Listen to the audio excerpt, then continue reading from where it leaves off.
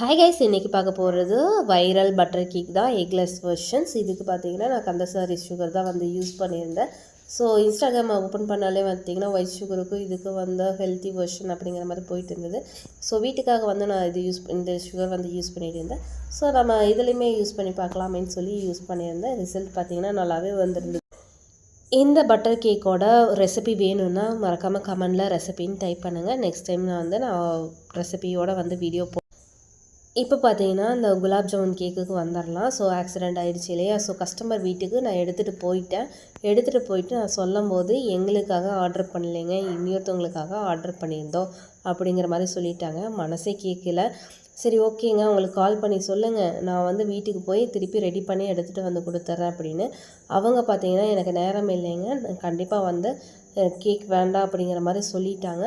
சரி ஓகே, நான் கஸ்டமர்கிட்ட பேசுகிறேன் அப்படின்னு சொல்லி கஸ்டமர்கிட்ட வந்து நான் ஸோ இந்த வருஷத்தோட முதல் ஆர்டருங்க. நான் வந்து கண்டிப்பாக உங்களுக்கு வந்து இதே மாதிரி செஞ்சு கொடுத்துட்றேன்.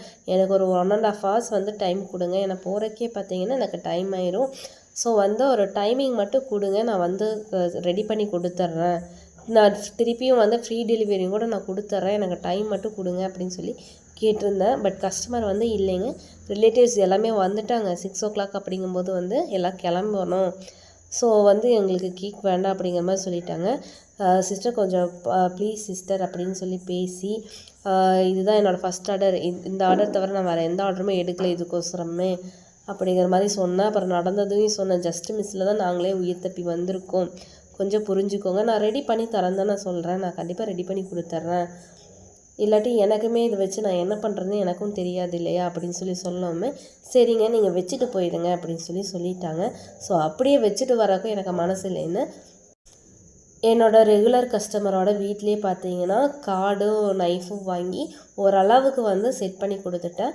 அவங்க பார்த்தீங்கன்னா கட் பண்ணுற கலவை வந்து ஒரு 1/2 kg வந்து ஒரு கேக்கும் வந்து ஷாப்பில் ஆர்டர் பண்ணிவிட்டு இதை வந்து கஸ்டமருக்கு வந்து கட் பண்ணி கொடுத்துருந்தாங்க. ஸோ சொல்லாத சாரி இல்லை, எல்லா வகையிலும் சாரிங்கிற ஒரு வார்த்தை வந்து நான் சொல்லிட்டு தான் வந்தேன். ஸோ இந்த 2 yearsலாம் பார்த்திங்கன்னா இந்த மாதிரி வந்து எந்த டேமேஜுமே எனக்கு ஆனதில்லை. இதுதான் ஃபஸ்ட் அண்ட் லாஸ்ட்டாக இருக்கணும்னு நினைக்கிறேன். அந்த படபடப்புலேருந்து என்னால் வந்து வீட்டுக்கு கூட வண்டி ஓட்டிகிட்டே வர முடியலை. ஸோ 25 kilometers திருப்பி ரிட்டன் வரணும். ஈவினிங் டைம் கொஞ்ச நேரம் நின்று அப்புறம் கொஞ்ச நேரம் மூச்சு வாங்கி அதுக்கப்புறம் தான் பார்த்தீங்கன்னா ரிட்டனே வந்தோம். கொஞ்சம் நின்னே தான் வந்தேன். எனக்கு கையெல்லாம் கொஞ்சம் நடுங்க ஆரம்பிச்சிருச்சு.